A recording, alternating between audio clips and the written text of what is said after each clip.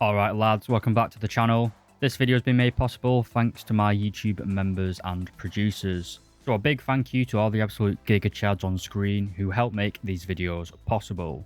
We're getting back on track. I get quite a lot of comments saying that I sound depressed all the time, so I thought I'd cover a tank that I absolutely love in War Thunder. This is the FV215 Conqueror, I believe. I could have got that wrong. I think that's the designation for it. Anyway, this absolute Giga Chad is the last heavy tank in the British tech tree. It comes in rank 5 and currently is folded with the Carnarvon in the British tech tree. So it's only got a research cost of 48,000 RP, so it is quite cheap. Most people probably would skip it, but if you're a dedicated British main, this is certainly one of the best tanks in the British tech tree. Its cost of 270,000 silver lions is also relatively low. And while the battle rating of 7.7 is a little bit of a contentious issue at the minute, you get up to 8.3 quite a lot. But as we'll soon see, this absolute behemoth of a British heavy tank can take on any opponent in my opinion. So for the statistics, I would highly recommend you pick up the Expert in Ace qualifications if you can. This is a heavy tank with a long reload, so you really do want to get that reload skill as down as much as you can really. The Expert qualification is 270,000 Silver Lions, and for the Ace quali it's 1,100 Golden Eagles. The tank comes with 2 premium camouflages, or 2 camouflaging on the Guardian Marketplace. One is a plain green Desert Rat camouflage, and the other is an Arctic camouflage, which I use personally, the Phalanx, which is like black and grey kind of mixed in. It's a lot better, in my opinion, for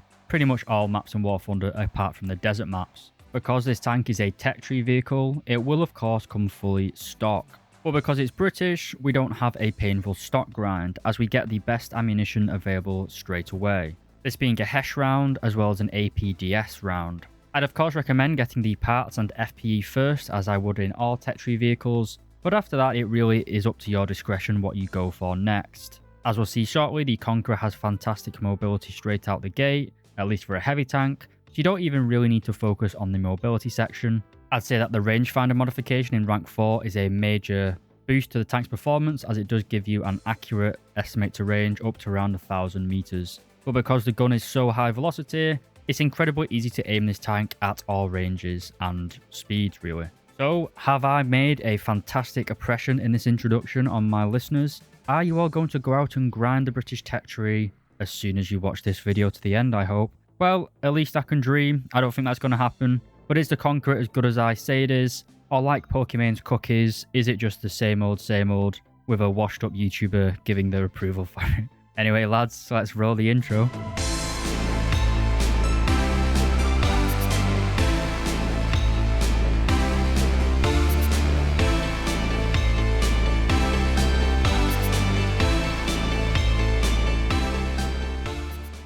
Alright lads, we're going to start with the mobility, then move on to the survivability and finish with the firepower, just like always. So the tank is a fairly hefty boy. It weighs in at 67 tons, and combined with the engine, which produces 810 horsepower, gives us a power to weight ratio of 12.3 horsepower per ton. This doesn't sound anything special, but for some reason the Conqueror just seems to hold its energy quite well. I've never really had a problem with its mobility.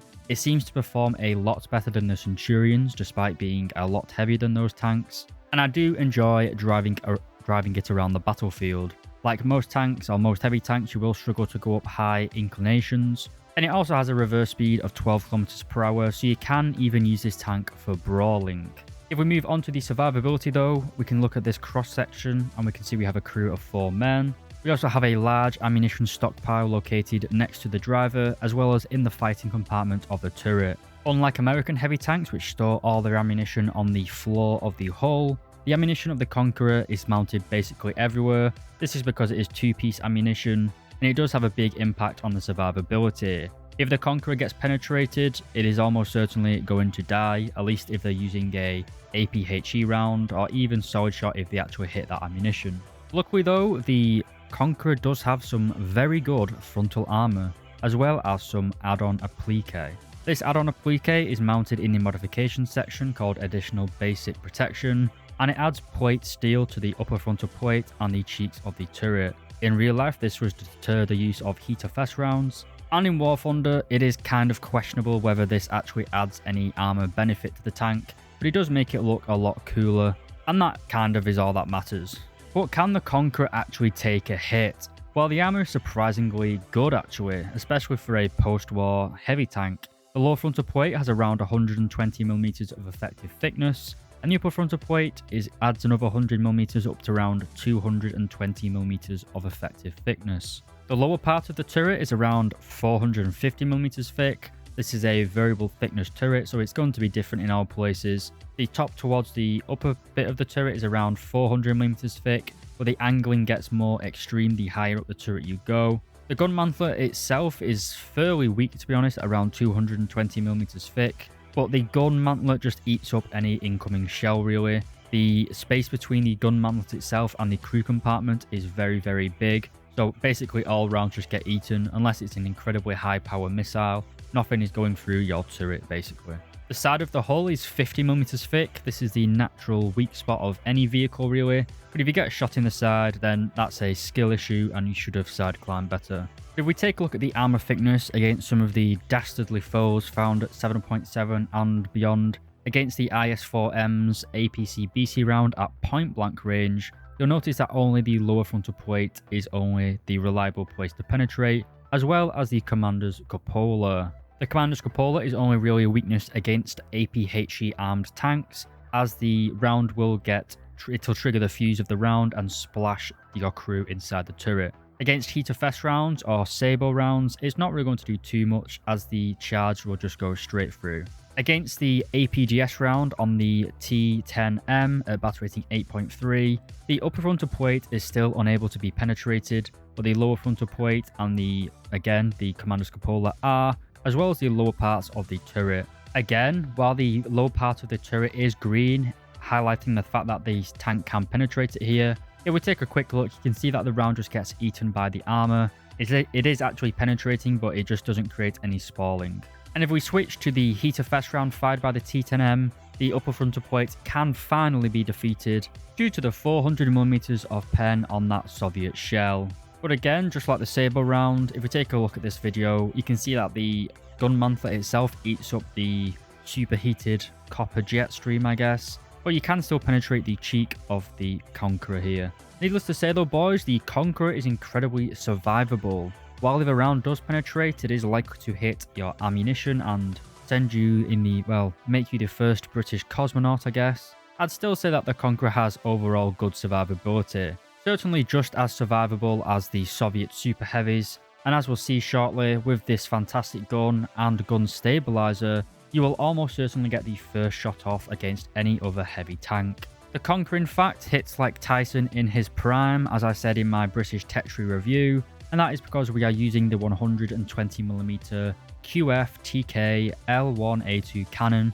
The British just have such good names for stuff, it just really rolls off the tongue. The ammunition is 2-piece, which only means we can carry 35 rounds into battle. I don't know about you, but I don't get 35 kills a game, so I don't think that's going to be a major deal breaker. The first 8 of those rounds are classed as your first stage ammunition, so firing 8 rounds in quick succession will drastically increase your reload speed. The gun handling is surprisingly good. As I said, we do have a gun stabilizer, which is 2-plane. We also have 7 degrees of gun depression, which is a little bit short of the 10 that you really like, especially because we got such good turret armor. And we also have 15 degrees of gun elevation. The targeting speed of 14 degrees per second, or how fast you can rotate the turret, is actually pretty decent for a heavy tank. It's around the same speed as the T-72s at top tier, so not too bad in my opinion. For the reload speed, we have a base reload of 19.3 seconds, which is a bit of a kick in the urethra. That is why I highlighted the fact you should be buying the ACE qualification as soon as you can really, because with the ACE qualification, that reload speed is brought down to 14.9 seconds. For example, the IS-4M, which also shows the battle rating of 7.7, that has a stock reload time of 27 seconds, and with an ACE crew, that goes down to 20.8 seconds. So in terms of rate of fire, the Conqueror is actually pretty good for a heavy tank, but therein lies the problem in some cases. At 7.7, which in real game terms is mainly going to be fighting at 8.3, you're going to be fighting a lot of medium tanks armed with the 105mm L7 gun. That reloads every 6.7 seconds with an ace crew, giving those tanks a drastic firepower advantage over you in terms of rate of fire. So you're going to have to make every shot count with this tank,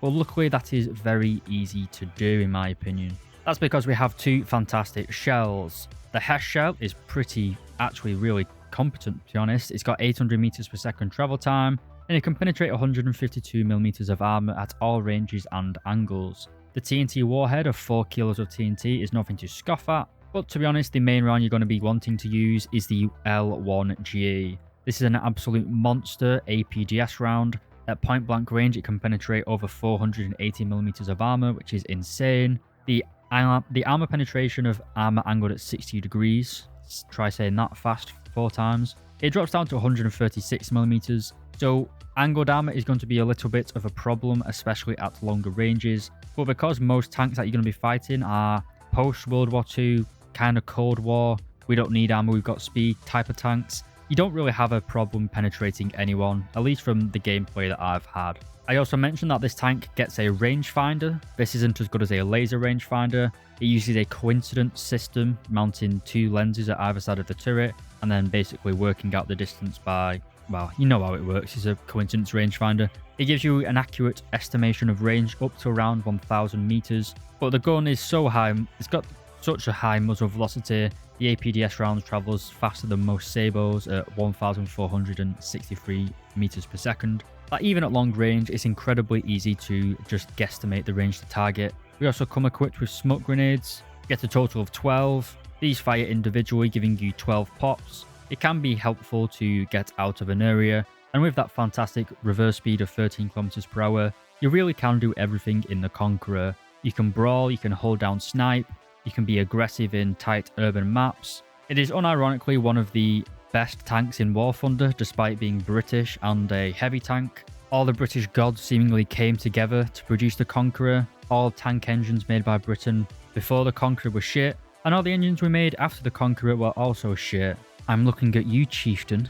But anyway, the Conqueror being 7.7, it fits incredibly well into the 7.7 lineup alongside all of the Centurions. You could also take it up to 8.3. The gun is still more than capable of knocking out any tank at 9.0. Not having any APHE is going to be an issue for some players, especially people who play the Russians, Americans or Germans. You do still have to kind of aim for the crew and ammunition like all British tanks, but because your round is so big and creates so much spalling, it kind of acts like a solid shot 76mm round, for example. You do still produce a hell of a lot of damage when you penetrate, and with nearly 500mm of penetration, you're going to easily be able to penetrate anything you come across. Anyway boys, I've been SAKO. Thank you very much for watching.